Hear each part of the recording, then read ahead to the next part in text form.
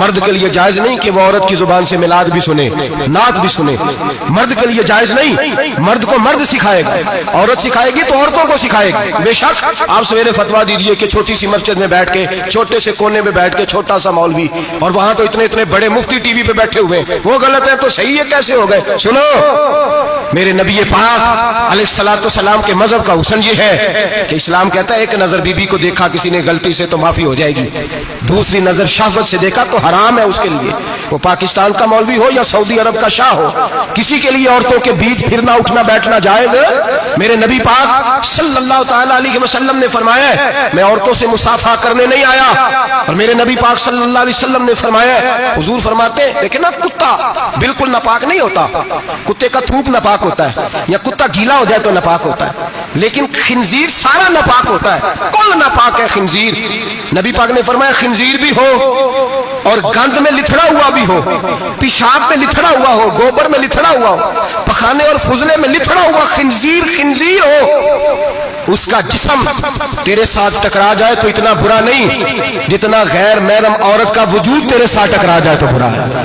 اس حد تک میرے نبی پاک صلی اللہ علیہ وسلم اور گنبد کے معاملے میں فتویٰ دینے والے، یا رسول اللہ کہنے پر کفر کا فتویٰ دینے والے اور بڑی بڑی باتیں کرنے والے خاموش کیوں ہو گئے؟ یا ایھا الذین آمنوا لا تتخذوا اليہود والنصارى اولیاء، رب فرماتا ہے یہودیوں اور عیسائیوں کو دوست نہ بناؤ، یہ تمہارے دوست ہو سکتے، یہ تمہارے سجن ہو سکتے؟ جب عرش کا مالک کہہ رہا ہے سجن نہیں ہو سکتے تو دوستی کی بات کیسے بڑھا رہا ہے؟ یا رسول اللہ ہمارے سجن کون ہو سکتے ہیں؟ فرمایا تمہارا دوست وہ ہو سکتا ہے جو محمد عربی کا غلامی کرنے والا ہو، جو رسول اللہ کی نوکری کرنا ہو دوست ہوگا، دوسرا دوست ہو سکتا؟ کوئی ایکٹر مذہب نہیں سکھائے گا، کوئی گویہ مذہب نہیں سکھائے گا۔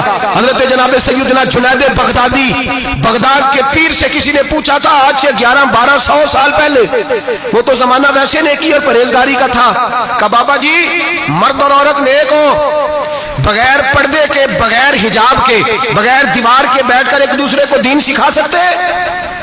حضرت صاحب بتائیے، مرد اور عورت نیک ہو تو بغیر پردے اور حجاب کے ایک دوسرے کو دین سکھا سکتے ہیں؟ تو حضرت جنید بغدادی فرمانے لگے سکھانے والا حسن بصری ہو اور سیکھنے والی رابعہ بصری ہو تو پھر بھی بغیر پردے کے بیٹھنے کی اجازت نہیں۔ تو مفتی صاحب کو اجازت کس نے دی؟ مولانا صاحب کو اجازت کس نے دی؟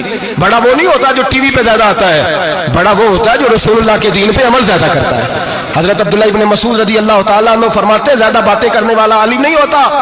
حضور پھر عالم کون ہوتا ہے؟ فرمایا پڑھو قرآن، انما یخشی اللہ من عبادہ العلماء، فرمایا بڑا عالم وہ ہوتا ہے جو اللہ سے زیادہ ڈرتا ہے، اس لیے کہ رب فرماتا ہے میرے بندوں میں سے جو عالم وہ ہیں جو اللہ سے زیادہ ڈرتے ہیں، خوف رکھتے ہیں۔ تو میرے بھائی رمضان المبارک میں بچنا ہے، پرہیز کا وقت ہے، تو کوئی شخص بھی کوئی شو نہ دیکھے، میری منت ہے آپ حضرات، کوئی شو نہ دیکھے۔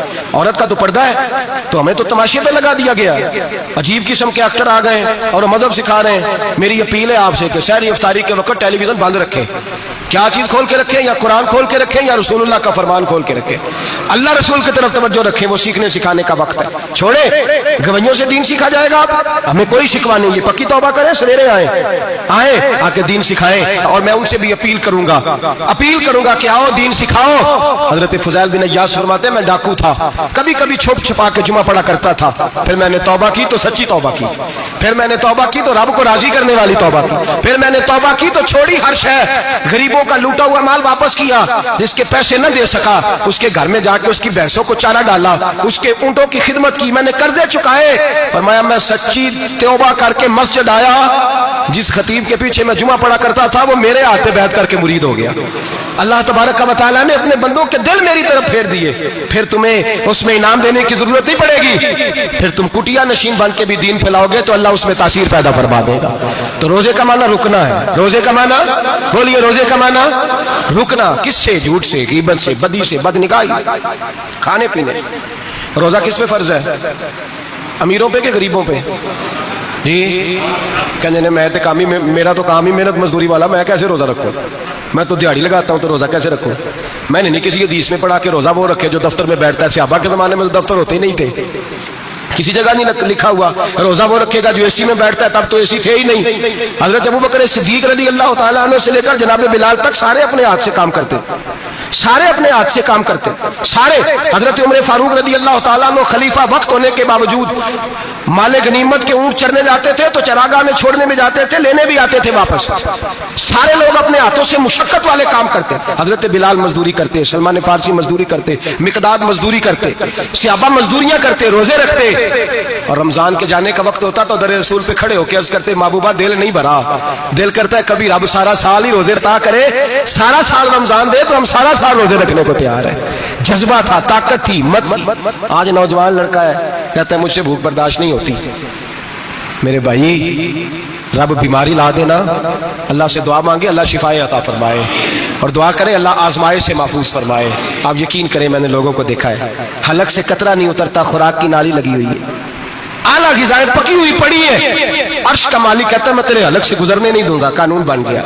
मैंने देखा है ड्रिप पे लोग जिंदा है, बोतल लगी हुई है, ग्लूकोज की, गुजारा चल रहा, आला ग़िज़ाएं पड़ी हैं, लाखों रुपया तिजोरी में पड़ा है। मालिक कहता तू नहीं खा सकता, तो वो खाने नहीं देता, नहीं खाने देता। एक शख्स यूरोप के इलाके का, मैं किसी कालम नवीस का पढ़ रहा था, वो कहता मेरी खरबों में जायदाद है, लेकिन मेरे मैदे में ऐसी तकलीफ है कि मैं आटे को छान कर जो ऊपर से बूरा निकलता है सिर्फ वो खा सकता हूं, उसके अलावा मैं कायनात की कोई नेमत खा नहीं सकता।